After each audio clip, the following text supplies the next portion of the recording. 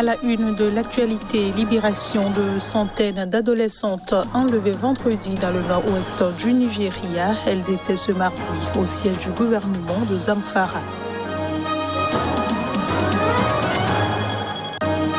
Au Niger, l'opposant Amadou Ama emprisonné après 3 jours de garde à vue. Il est accusé d'être responsable des troubles ayant suivi la proclamation des résultats de la présidentielle. Et puis, lancement de la campagne de vaccination contre la Covid-19 au Ghana et en Côte d'Ivoire. Les 2 pays injectent les doses de vaccins reçues du dispositif COVAX.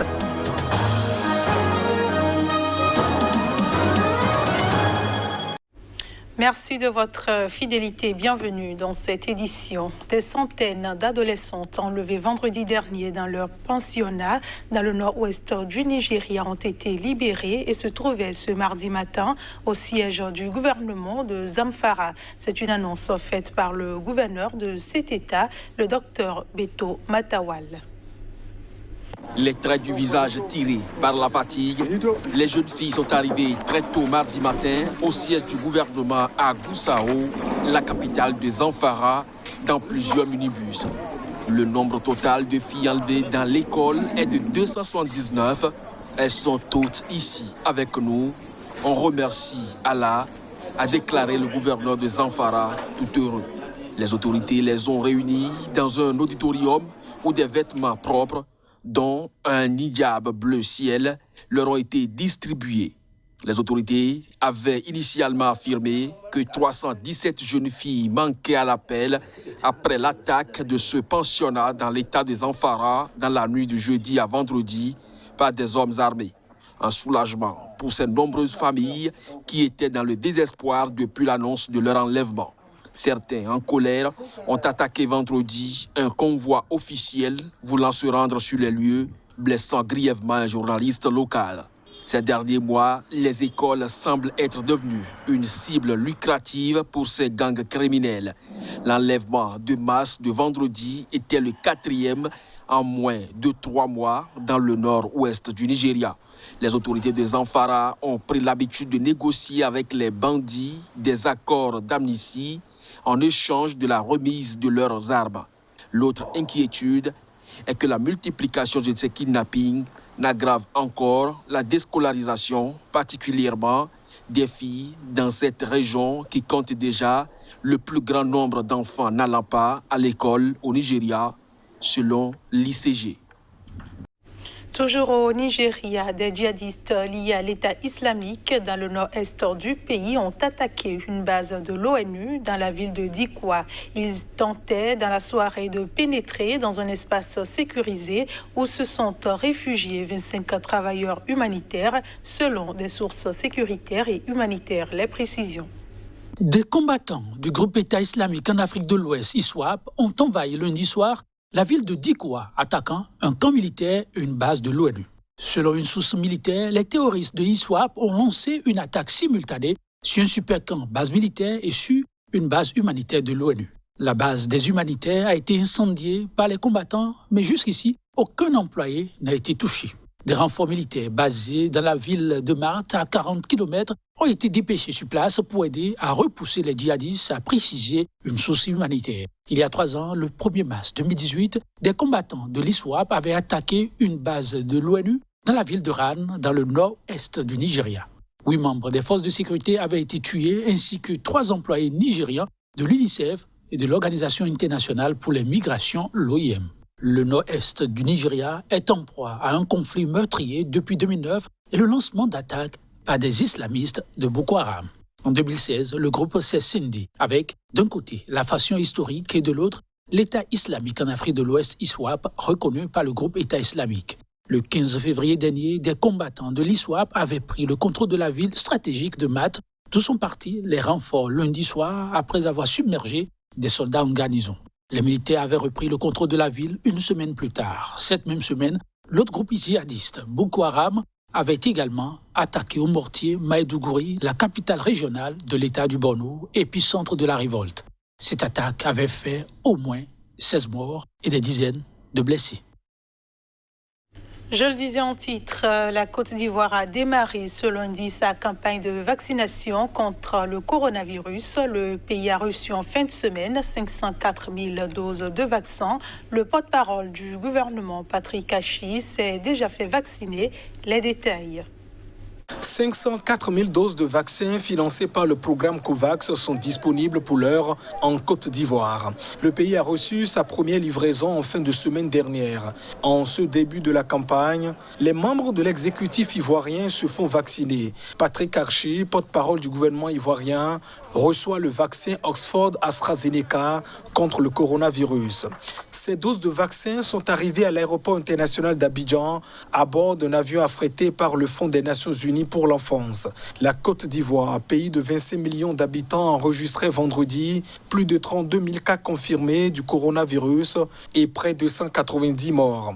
Les chiffres sont en augmentation depuis plusieurs semaines, mais en dehors de l'obligation de porter un masque dans les lieux fermés et de l'incitation à respecter les gestes barrières, aucune autre mesure restrictive n'est pour l'instant imposée. La Côte d'Ivoire est l'un des premiers pays à bénéficier des vaccins financés par le système COVAX, visant à fournir cette année des vaccins anti-Covid à 20% de la population de près de 200 pays et territoires participants. Il comporte un mécanisme de financement qui permet à 92 nations ayant un niveau de développement économique faible ou moyen d'avoir accès aux précieuses doses et a été mis en place pour tenter d'éviter que les pays riches n'accaparent l'ensemble des vaccins. C'est fait, le vaccin du dispositif COVAX a trouvé son premier hôte et c'est le président ghanéen Nana Akufo-Addo devient la première personne dans le monde à recevoir une injection du vaccin dans ce dispositif. C'est un vaccin financé par COVAX, le dispositif onusien, qui vise à permettre aux pays à faible revenu d'en avoir. Nana Akufo-Addo, âgé de 76 ans, et dont le pays a reçu la première livraison mondiale de vaccins COVAX mercredi dernier, a reçu une première injection de vaccin Oxford AstraZeneca. Les images de cette historique injection ont été diffusées en direct par la télévision nationale ghanéenne. Il est important que je donne l'exemple et montre que ce vaccin est sûr en étant la première personne à le recevoir afin que tout le monde au Ghana se sente à l'aise de se faire vacciner, a déclaré le chef de l'État dans un discours. Le système COVAX vise à fournir cette année des vaccins anti-Covid à 20% de la population de près de 200 pays et territoires participants, mais il comporte surtout un mécanisme de financement qui permet à 92 économies à faible et moyen revenu d'avoir accès aux précieuses doses. Il a été mis en place pour tenter d'éviter que les pays riches n'accaparent l'ensemble des doses de vaccins qui sont encore fabriquées en quantité trop réduite pour répondre à la demande mondiale. Fondée par l'OMS, l'Alliance du vaccin Gavi et la Coalition pour les innovations en matière de préparation aux épidémies CEPI, COVAX a conclu des accords avec des fabricants pour 2 milliards de doses en 2021 et a la possibilité d'en acheter un autre milliard. Le Ghana est devenu mercredi la première nation dans le monde à recevoir des doses de vaccins financées par cette initiative. Ce pays anglophone, ouest-africain, a enregistré 84 023 cas de coronavirus, dont 607 morts. Mais ces chiffres sont sous-évalués, comme dans de nombreux pays africains, où le nombre de tests réalisés reste faible. Au Niger, l'opposant Amadou Amba a été conduit lundi soir à la prison de Filengue après 3 jours de garde à vue pour son rôle présumé dans les troubles ayant suivi la proclamation des résultats de la présidentielle. Il s'était lui-même présenté vendredi à la police de Niamey. Les précisions. L'opposant Ama Amadou a été placé sous mandat de dépôt à la prison de Filengue à Niamey sous beaucoup de chefs d'accusation, dont sa complicité dans des manifestations et destruction de biens, selon les services du procureur. Ama Amadou, ancien Premier ministre et ancien président de l'Assemblée nationale, est également accusé de propagande régionaliste et de propos de nature adressés les gens les uns contre les autres.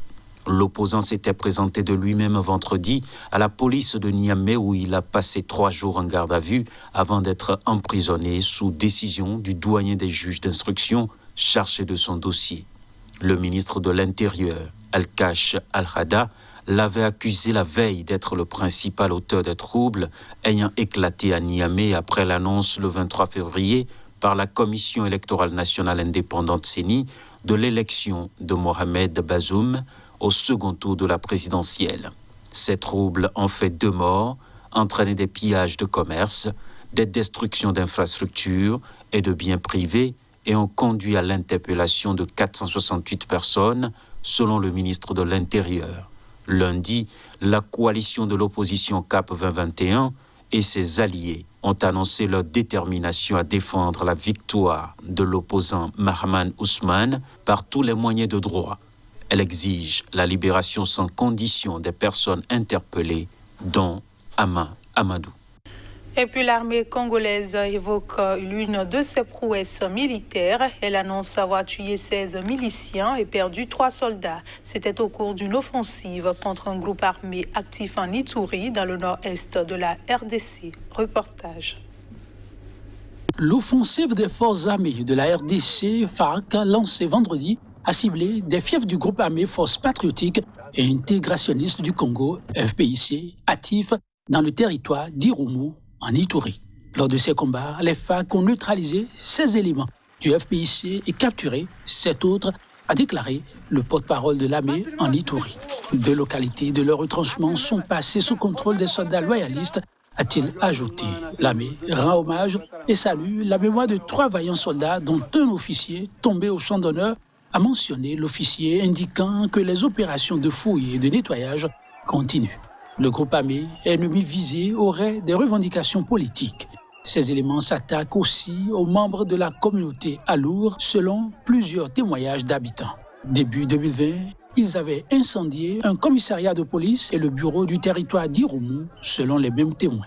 L'Est de la RDC est déstabilisé depuis près de 3 décennies par la présence de dizaines de groupes armés locaux et étrangers. Dans un récent rapport, le groupe d'études KST a recensé au moins 122 groupes armés actifs dans 4 provinces orientales. Et c'est ici que se referme cette édition. Merci de nous avoir reçus et bonne suite de programmes sur Sika TV.